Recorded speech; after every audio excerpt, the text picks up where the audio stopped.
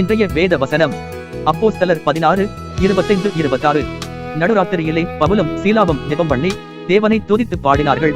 திடீரென்று சிறைச்சாலையின் அஸ்திபாரங்கள் அசையத்தக்கதாக பூமி மிகவும் அதிர்ந்தது. உடனே சிறைச்சாலை கதவுகள் எல்லாம் திறந்தன. எல்லோருடைய கட்டுகளும் கழண்டு போனது.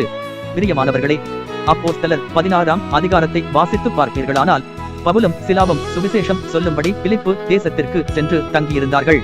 அவர்கள் பட்டணத்திற்கு வெளியே வழக்கமாய் ஜெபம் பண்ணுகிற இடத்திற்கு போகையில் குறி சொல்லுகிற ஆவி பிடித்திருந்த ஒரு பெண்ணை சந்திக்கிறார்கள். அந்த பெண்ணை குறி சொல்லும்படி அவளுடைய எஜமான்கள் அவளை வைத்து பணம் சம்பாதித்துக் கொண்டிருந்தார்கள். அந்த குறி சொல்லுகிற ஆவியை பவுல் இயேசுவின் நாமத்தினாலே வெளியேற்றினார். அதனால் அவளுடைய எஜமான்கள் தங்களுடைய வருமானத்திற்கான நம்பிக்கை போய்விட்டதால் பவுலையும் சீலாவையும் பிடித்து அதிகாரிகளிடம் ஒப்புவித்து அடித்து சிறைச்சாலையில் அடைத்தார்கள். சிறைச்சாலைக்காரன் அவர்கள் கால்களை தொழுமரத்தில் உறுதியாய் மாட்டி வைத்திருந்தான்.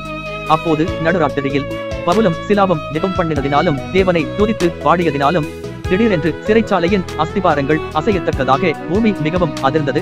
உடனே சிறைச்சாலை கதவுகள் எல்லாம் திறந்தன. எல்லோருடைய கட்டுகளும் கழண்டு போனது. நான் உங்களுக்கு சொல்லுகிறேன், இன்றைக்கு நீங்களும் பவுலும் சிலாவும் போல ஜெபம் செய்து தேவனை துதித்து பாடும் போது நிச்சயம் உங்கள் வாழ்க்கையில் இருக்கிற எல்லா கட்டுகளும் கழண்டு போகும். அடைக்கப்பட்டிருக்கிற காரியங்கள் எல்லாம் திறக்கும். தடையாய் இருக்கிற காரியங்கள் எல்லாம் நீங்கும். செய்து பாருங்கள். கர்த்தர் உங்களை ஆசீர்வதிப்பாராக.